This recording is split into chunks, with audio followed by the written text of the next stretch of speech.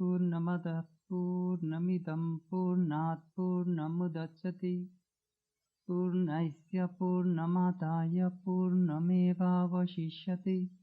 Om Shanti Shanti Shanti. Filled with Brahman are the things we see. Filled with Brahman are the things we see not. From out of Brahman floweth all that is. From Brahman all, yet is he still the same. Peace, peace, peace be unto all.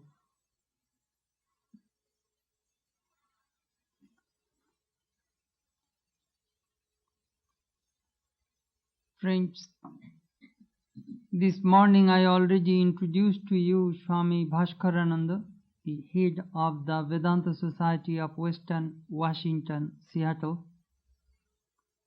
And this evening he will speak on the benefits of holy company. You see, holy company is infallible, is very vital in spiritual life. When you see mind is not working, japam, meditation, study, nothing is giving you peace. The scripture says, have the company of the holy. You see, a moment's association of a holy person can transform one person's life. I shall tell you the story of a philosopher. He was a little boy. At that time he met Swami Vivekananda. Swamiji was vacationing in Madhupur, in Shimutala somewhere. Anyhow, he saw a little boy when he was walking in the afternoon, he saw a little boy on the street and his shoelace was not tied. So he knelt on the street, Swamiji, and tied his shoelace. That one incident he never forgot in his whole life. Later on he became a professor of philosophy and he wrote many books, and still he remembered that Swami Vivekananda tied the lace of my shoe. That only one occasion he met Swamiji, and he never forgot that. I met another person who met Sri Ramakrishna. When he was a little boy, maybe 10, 12 years, went to Sri Ramakrishna. Sri Ramakrishna looked at him and said, touching his head, that you will get long life and you will be a great scholar. And I met that man when he was 94. And he wrote a book, Ramakrishna Bhagavatam, great scholar. You see, only that one occasion he met.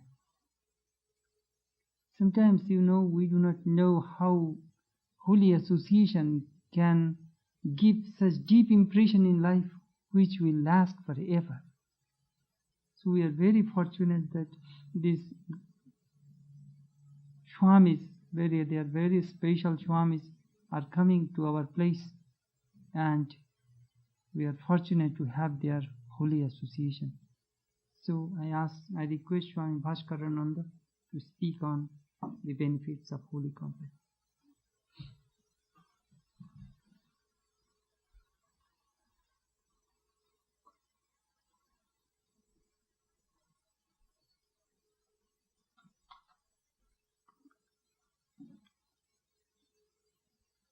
Om Tatchayorabrinimahe Gatum Yajnaya Gatum Yajnapataye Devi Swastirastuna Swasti Manushevya Udhvam Jigatu Bheshajam Sham no astu dvipade, sham chatushpade, om shanti shanti shanti, hari om tatsat, om peace, peace, peace to all living beings.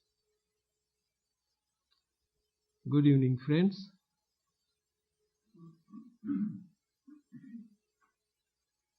as has already been announced, I am to speak on the subject, the benefits of holy company.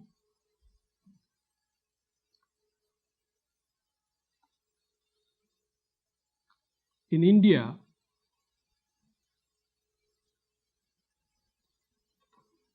many saints, including Sri Ramakrishna,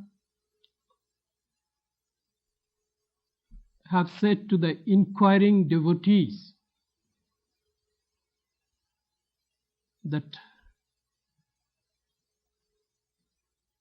if the devotees want to grow in their spiritual life,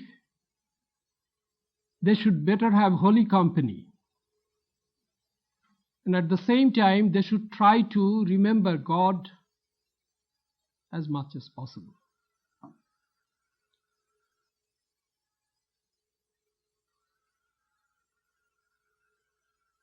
The necessity for holy company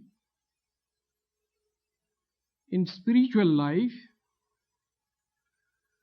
has become so much ingrained in the Hindu tradition that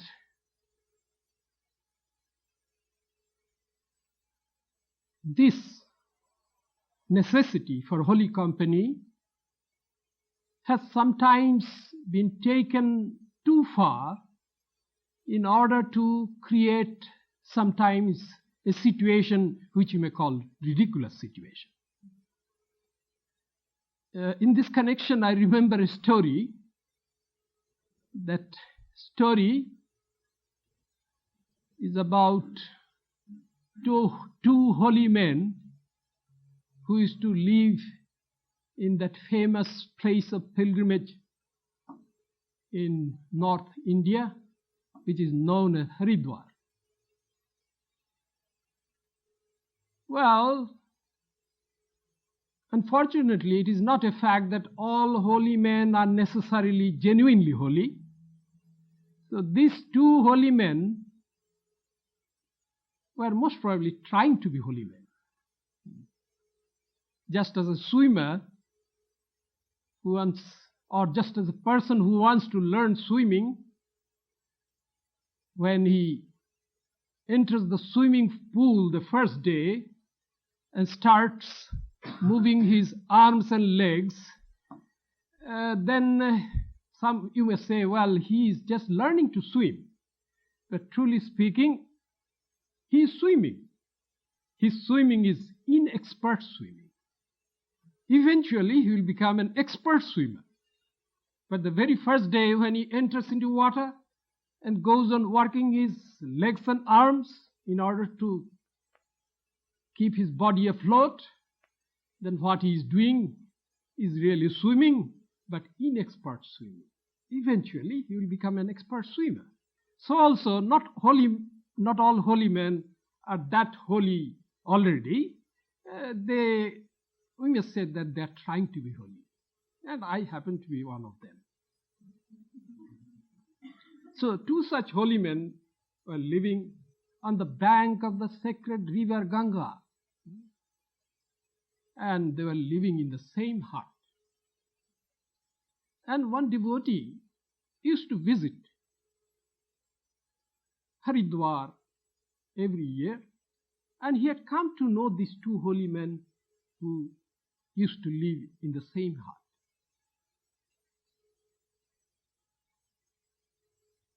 And owing to several visits, this devotee had come to know these two holy men rather closely. He would bring them gifts of food and other things. And the holy men also would speak their minds to this devotee. And they would not exercise too much caution in order to put up their holy image so far as this devotee was concerned. And unfortunately, they had the habit of quarreling with each other vehemently and frequently. And they started doing that in the presence of the devotee. And then that devotee one day made bold to say to those holy men, or one of them, "Sir, it seems that you go on quarreling most of the time. Isn't it better for you to live in separate hearts and not in the same heart? Then most probably you don't have to quarrel."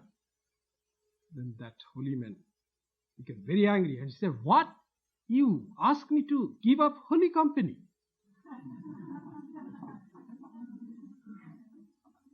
So holy company is absolutely necessary. Yes. Even though two holy men may sometimes go on quarreling with each other, still that company is, of course, holy. Because that's what the tradition teaches. Of course, I did not quarrel with you.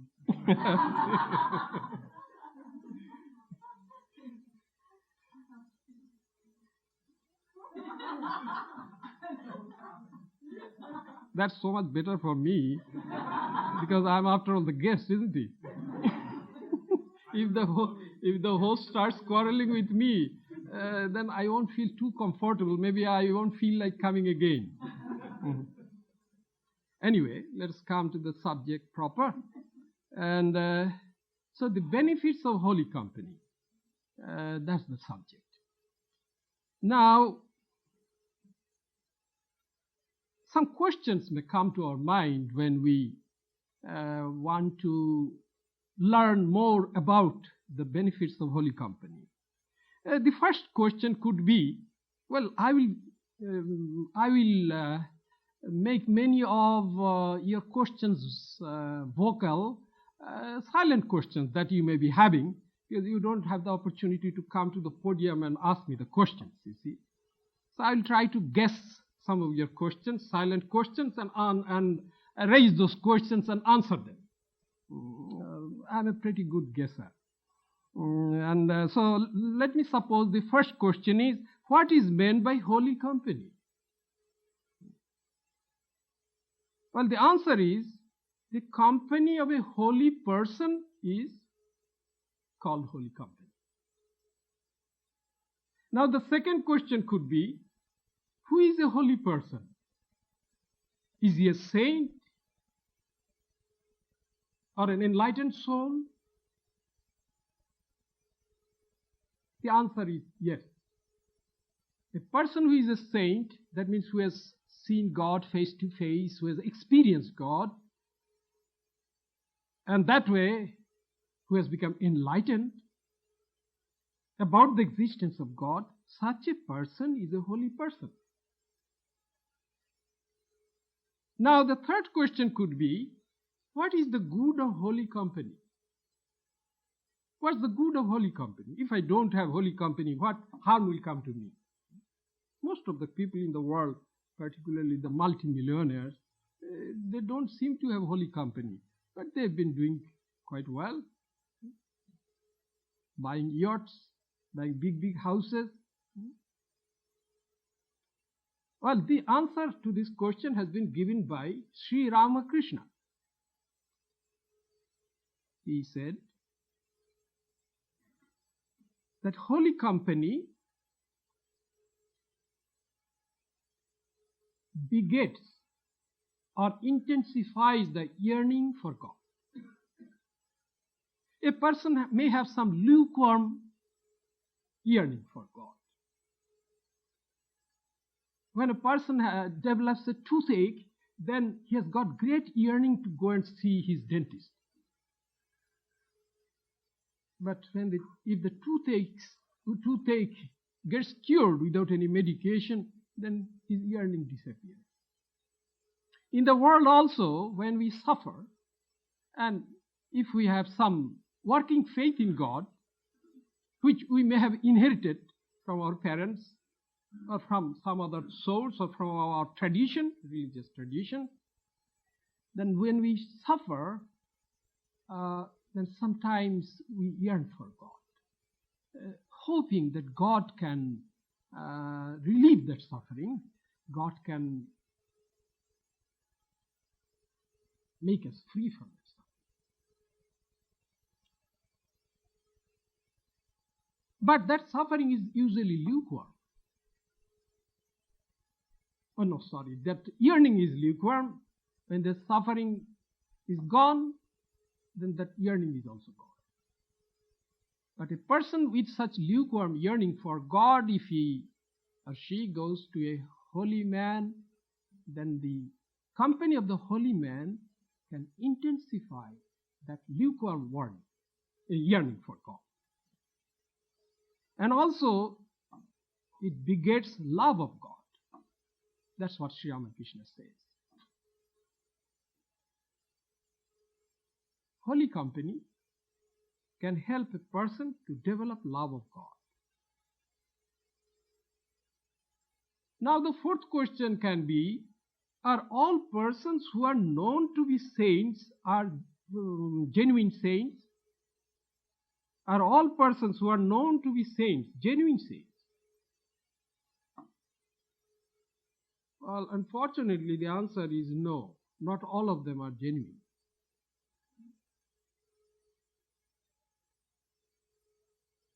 In this connection, I remember what I read many years ago in India. And that was a dialogue between a very renowned Buddhist monk and a Buddhist king. By that time, Buddhism had become more or less one of the accepted major religions of India. And the king was asking this renowned Buddhist monk this question. Revered sir, I see so many bhikshus, that means Buddhist monks, clad in yellow robe. The Buddhist monks put on yellow robe, not orange as we wear. Are all those monks genuine monks? That means, are all of them genuine holy men? That was the question. Then that renowned Buddhist monk replied, O king, most of them are not genuine monks. Then the king said, Revered sir, then should I stop giving alms or food to such monks? And as you may know, it is customary in India for monks to beg for food. Then the Buddhist monk replied. He said, No, you should give alms to all the monks, because if you don't do so, those who are genuine, they will be deprived of the alms or the food which they duly deserve. So that this incident took place about 300 or 400 years after the passing away of Gautama the Buddha. There are hundreds and hundreds of Buddhist monks and nuns all over India at that time. And even at that time, the number of genuine holy men was much smaller than the number of the spurious ones. So, not all the holy men are necessarily genuine. Some of them are. Now you may ask, if all saints or holy men are not genuine, then how shall we recognize a genuine saint? In order to have holy company, how shall we recognize a genuine saint? Well, the answer is yes, it is hard to recognize a genuine saint, because unfortunately there is no saint detector available anywhere in this country, like a radioactivity detector. But in our tradition, we are taught to recognize a genuine holy man with the help of Guru Parampara. That's an expression which means by the lineage of that holy man. whose disciple is he? Was his guru a renowned saint, a genuine saint? Or was the guru of his guru a very renowned and a genuine saint? Was accepted to be a genuine saint by most of the people? If so, this person, who is the grand disciple of that genuine and great saint, should be considered as a genuine holy man. Just as law graduates from the Harvard Law School, they get some preferential treatment sometimes because they are from a good university. They have had good teachers. So you may not have a saint detector, but this is how you can judge whether a holy man is genuine or not. It is well nigh impossible for anyone, unless that person has himself become a saint, to know whether a holy man has realized God or not. Therefore, a devotee whom I will expect not to be a God-realized person already has to take the help of Guru Parampara. That means the lineage of the holy man. One can inquire of that, and usually such lineage is made available to inquiring devotees.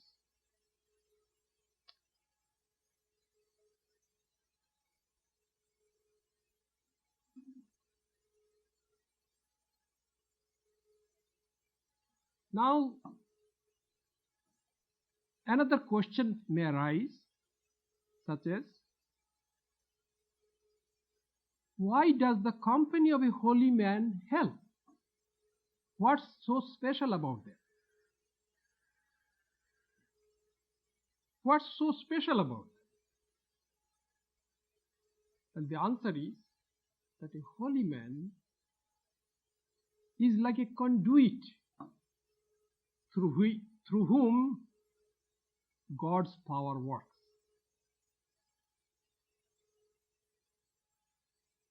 Let me tell you a story, a true story. This is about Swami Brahmananda, who is one of those great disciples of Sri Ramakrishna. Swami Chetanananda's predecessor, Swami Satprakashananda, was a disciple of Swami Brahmananda. Swami Brahmananda is said to be the mental child of Sri Ramakrishna. It has a special meaning though. He resembles Sri Ramakrishna in many ways. And he was not just an ordinary saint, he was a super saint. This story is about Swami Brahmananda. Swami Premananda was another great disciple of Sri Ramakrishna. And he was the sort of the manager of the Belur monastery near Calcutta. The monastery at Belur had already been established by Swami Vivekananda. And Swami Brahmananda was made the president or the abbot of that monastery. Swami Premananda had to manage, as the manager of that monastery, he had to manage the junior monks, the novices who were there in the monastery. And he would have to discipline them, he would have to help them grow up spiritually. But there was one junior monk who was all right otherwise, but he had one major defect, and that was that he would often become very angry. He was a little bit hot-headed. He would suddenly become angry. So one day Swami Premananda grabbed the hand of that brahmachari and dragged him to Swami Brahmananda's room. And entering Swami Brahmananda's room, Swami Premananda said to Swami Brahmananda, and Swami Premananda used to address Swami Brahmananda as a Raja. Said, Raja, which means king, Raja, this boy is very hot-headed. Will you please put your hand on his head and bless him in order that his head becomes cool, he doesn't fly into a rage as he does often? Swami Brahmananda, in such situations, he would always take recourse to some kind of evasive tactics. He was a past master in what we may call makeup. He was a wonderful person that way. He would not reveal his spirituality to others. He would try to give quite a different impression to other people. He was a past master of disguise. That's what Brahmananda was. And Sri Ramakrishna was also a past master of disguise, because did he not say that, referring to his incarnation, this past incarnation, did he not say, well, this time it is my coming to this world is like the king who is traveling incognito among his subjects in order to know what their needs are. He traveled incognito. And he said, when the subjects will come to recognize the king, then the king will immediately go back to the palace. That's what Sri Ramakrishna did. When many came to know about the spiritual greatness of Sri Ramakrishna, when many started adoring Sri Ramakrishna as a divine incarnation, that was the time when Sri Ramakrishna had to depart from this world, which he did. But he was like a king traveling incognito. His disciple, Swami Brahmananda, was also a past master of disguise. So he would usually say, if somebody would go and say, Maharaj, will you please bless me? Will you please put your hand on my head and bless me? Then he say, oh, I'm not that well today. My body is not that well. That would be true, because Belur monastery is just on the bank of the river Ganga, and the humidity is most of the time close to 100%. So anyone with a good health, if he goes there and stays for one day, he will start having aches all over his joints or muscles. And I can vouch for that, because I lived there for 12 years, particularly during the monsoon season. You feel as though your body was heavier than usual, you see. So Swami Brahmananda would use such excuses. But that day, when Swami Premananda requested Swami Brahmananda to put his hand on the head of that brahmachari and bless him, then something dramatic happened. Swami Brahmananda, as though some sudden change came to Swami Brahmananda, his face suddenly beamed, as though he had become a different person altogether. And he put his hand on the right hand on the head of the brahmachari and he blessed him. Swami Premananda immediately rushed out of the room and he started calling the other monks who were there. And he said, come, all of you come. Maharaj has become the wish-fulfilling tree.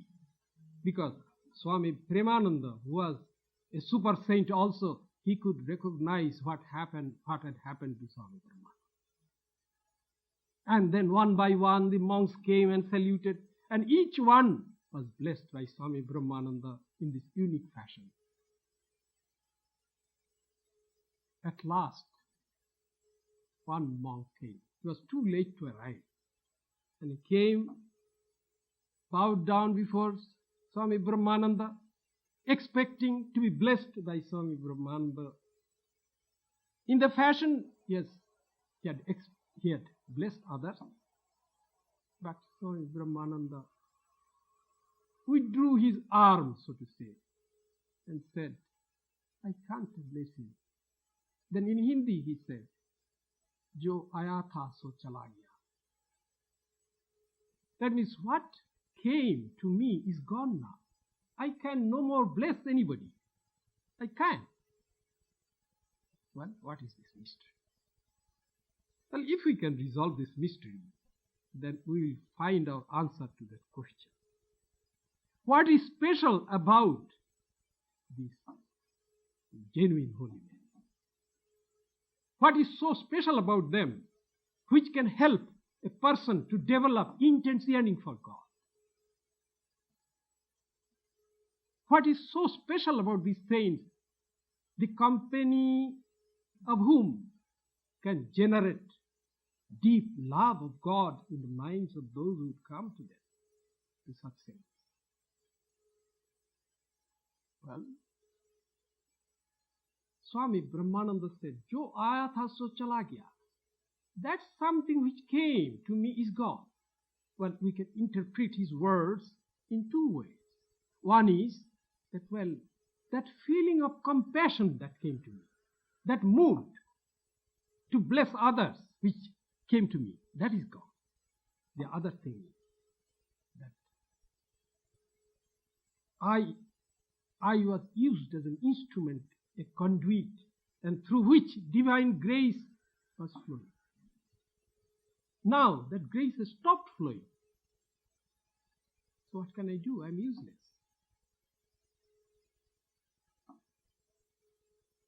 I think the second interpretation is more correct, because it is against the tradition of the Ramakrishna order to have that false ego which can prompt them to think that a monk can bless anyone. Total abnegation of false ego. That's what we are taught in our order. Many of the very senior brother monks of our order sometimes would humorously say, the Ramakrishna mission is really the Ramakrishna machine. What kind of machine? The ego-crushing machine. A novice comes, the young man comes and joins the monastic order. He has got many angularities, but he enters into that ego-crushing machine, and the machine starts that grinding process. Eventually, that rock with many sharp corners becomes highly polished and comes out of that machine an oval piece of rock, smooth all over. Such a rock is used in our tradition as the symbol of Lord Vishnu, as a symbol of God.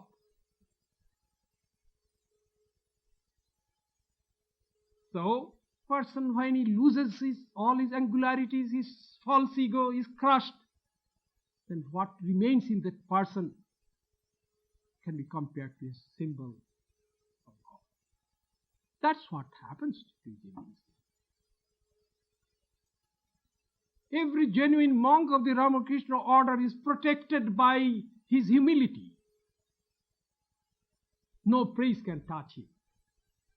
When Swami Vedanta, our vice president, who visited here not too long ago, when he was in Seattle, I had to introduce him as we introduce Swamis in the West. In India, of course, we don't introduce our Swamis the way we do it here. We never glorify our Swamis. The self-glorification or the glorification of our brother monks who are still alive is against the policy or against the tradition of our order. But I had to say a few words about Swami Vedanta. I had lived with him for 10 years, and about 7 years I lived with him in the same building, and my room and his room was separated by a wall only. I saw him every day. for 10 years.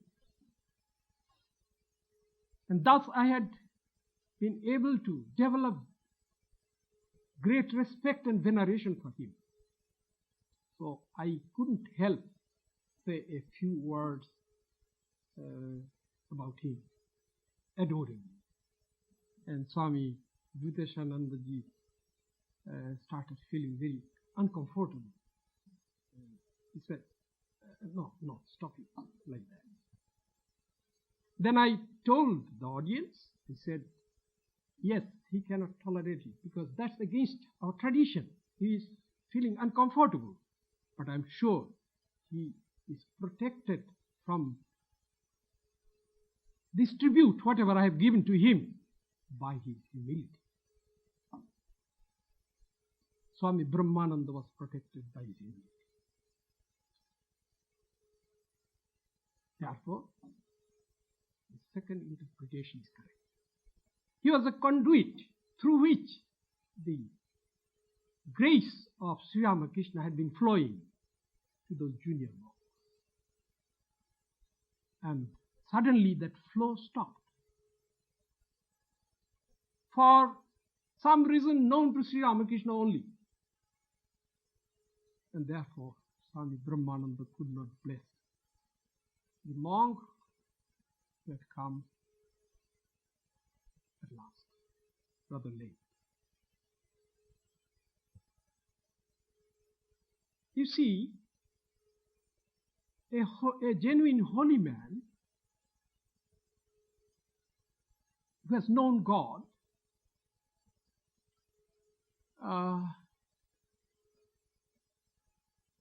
has something in him which other people don't have. And that something is his purified mind. Potentially, all of us have it. We all possess our individual minds. And these minds can be transformed into highly purified minds. What an ordinary mind cannot do, a highly purified mind can do that. Let us take, for instance, water. Water is a combination of hydrogen and oxygen, and let me call it H2O as it is called in chemistry. So H2O can exist in three states: solid, liquid, and gaseous. Solid, in its solid state, it is ice. It has a definite shape and form. Wherever you put it, it stays there. But in its liquid state, it is water. It has different properties altogether. Certain limitations which restrict solid H2O, they do not restrict liquid H2O. Water flows downward. It has the ability to flow. Ice cannot flow.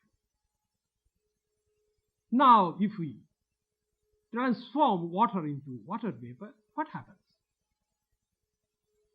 Well, that same H2O becomes invisible. Water vapor is invisible.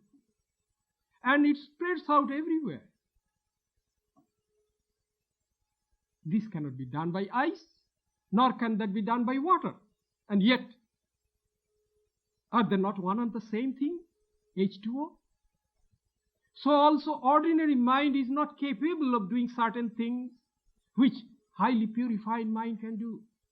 It has been mentioned in our scriptures such as the Upanishads that when a person wants to know Brahman, that is God, God in his true state, God in his transcendental state, in the sense that God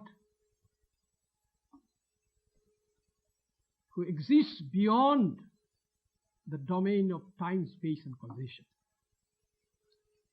We call that God Nirguna Brahman.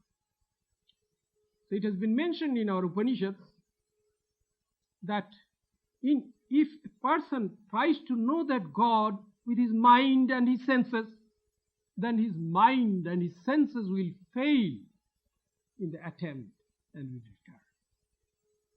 Ordinarily, we know everything with the help of our senses in collaboration with our mind. I am knowing your presence here with the help of that sense organ, which we call the organ of sight.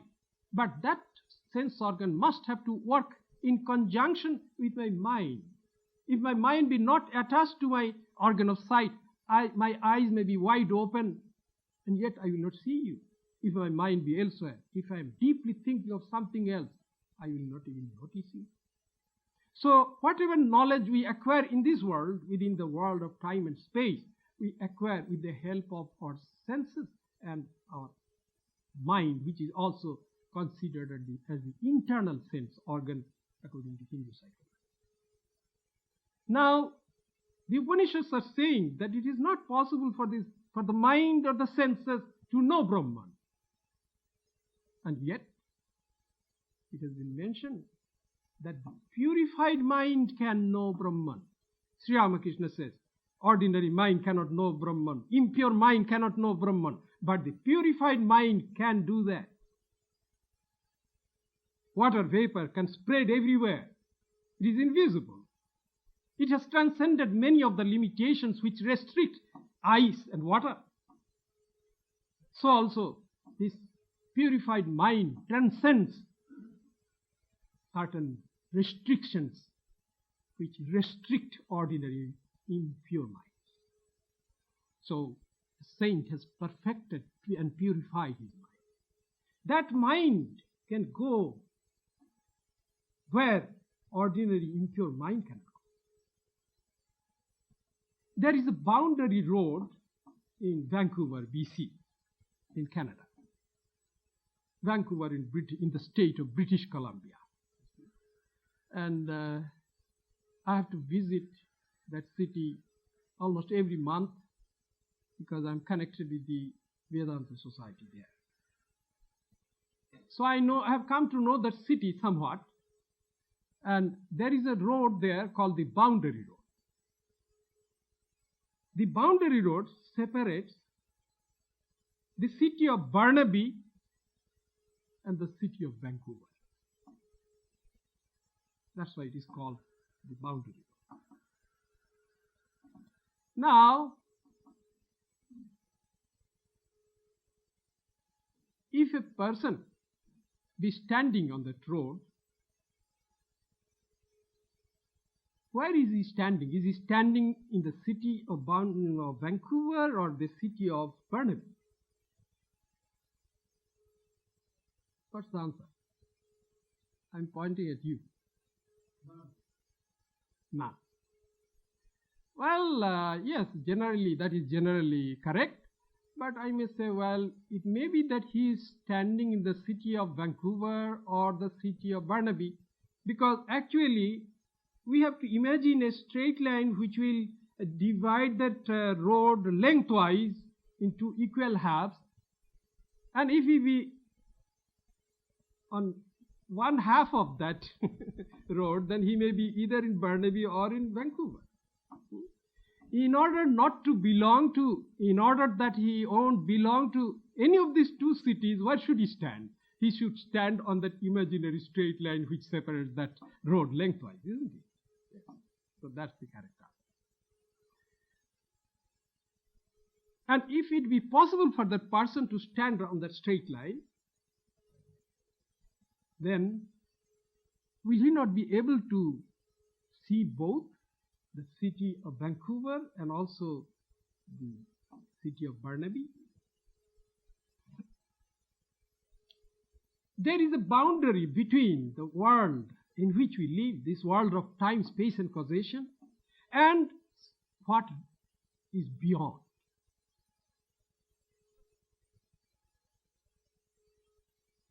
When I was a boy, a student in my high school in India many, many years ago, for general proficiency in, or what we call the class examination, I got some prizes. And they were all books. And one of those books was the Bible for Children. And I still remember the first sentence which was in that book. The sentence was, before creation there was nothing. And at that time I believed in that sentence. Because I used to think that everything which is in print must be true. At that age, I mean. I was about 8 years old at that time. But when I grew up, then I started doubting that. I said, how come there would be nothing before creation? There must have been something or someone. There must have been God there. Otherwise, who created this world? So God must have been there who created this world. If we accept this position, then we have to admit that God can exist when this world is not there.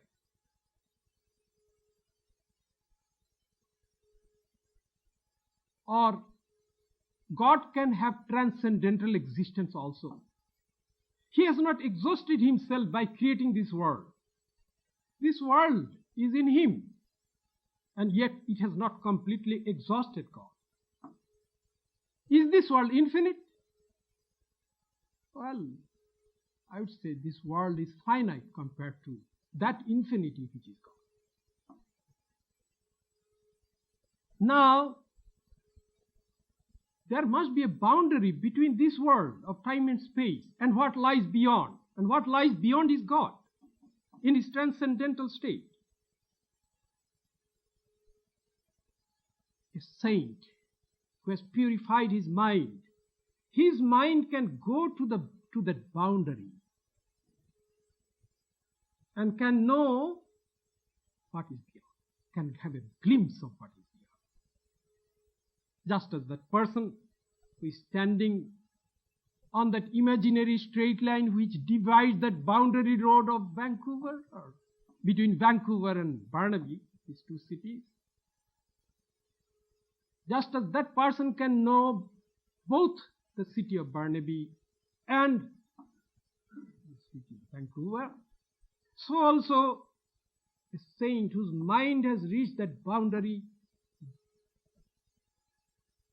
between the transcendental divinity and this world, such a person alone has known God. Not only that, such a person may act as a window between that wall which separates this world from transcendental divinity. Through that window, we can get a glimpse of that transcendental divinity. A glimpse of it. In the Gospel of Sri Ramakrishna, you read in one place, Sri Ramakrishna is saying, he's describing one of his visions to Mahendranath Gupta, who has tried to hide behind that pen name M. And he was talking to Mahendranath Gupta and describing one of his experiences. Sri Ramakrishna was describing one of his spiritual experiences. He was saying, well, in a vision, I saw a wall.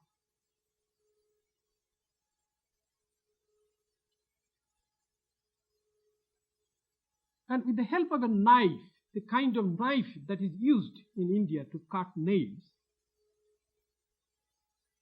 which is a narrow blade with a sharp end, he says, with that I found myself creating a hole in that wall. And the more I try to, and when I made some hole in it, then I discovered that the wall is trying to fill that hole up. And eventually I was able to make a hole in that wall. Then Sri Ramakrishna said to Mahendranath Gupta, you see, this is a very deep secret I am divulging to you. The Divine Mother most probably is not happy that I am doing it. What is the meaning of it? Well, that hole, that wall is the boundary between transcendental divinity and this world of time, space and causation. And that hole is Sri Ramakrishna himself. Through him, we can get a glimpse of what lies beyond. Like a window, like an open window. That window is the meeting point between these two, where infinity and the finite they meet, so to say. A true holy man is such a window, through whom devotees can get the glimpse of God, as it were. So far as I am concerned, I know Jesus Christ to be such a window. I know Sri Ramakrishna to be such a window. I know Krishna to be such a window. But I am fond of one particular window, a little more fond, and that is Sri Ramakrishna. It doesn't matter which window I like. Somebody likes oval windows, somebody likes rectangular windows, somebody may like hexagonal windows.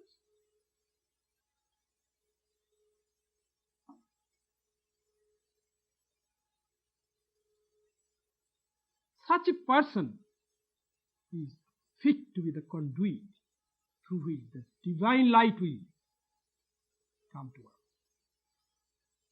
Divine light will come to the heart of the devotees and shine that heart in that spiritual life. This is the secret why the company of holy men can help us.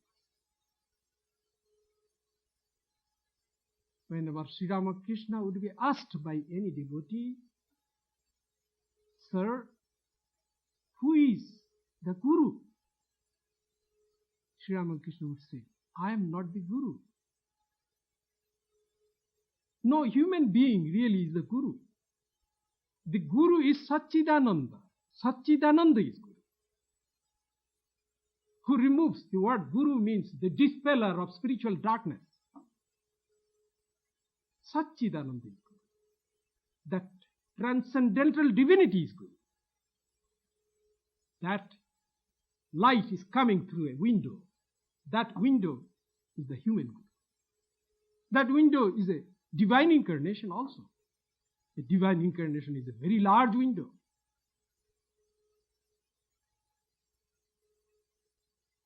And that's why the company of holy men is extremely beneficial to any devotee who wants to go spiritual. And not only that, it is absolutely necessary. If at all we want to get the grace of God, or if at all we want to have the glimpse of God through some tangible means, then we must have holy company. Thank you very much. Thank you for your patience. I didn't expect that so many of you will be coming for this talk that I was compelled to give this evening by my brother Chaitanyananda. But I express my joy because I have had your company, and for a while we are attuned to the thought of God. We were all thinking of God for a while together. I did my thinking audibly because I was speaking, and you did your thinking inaudibly. But we all thought of the same God. May His blessings fulfill our lives, our spiritual efforts. And I'd also like to thank again my brother Swami Chaitanyananda for having given me the opportunity to be here and to participate in the Golden Jubilee celebration, which is being held here in this Vedanta Center of St. on behalf of myself and on behalf of the society, we pay our respect and homage to Swami Bhaskarananda ji for coming to attain our goals in this. So, good night everybody. Thank you.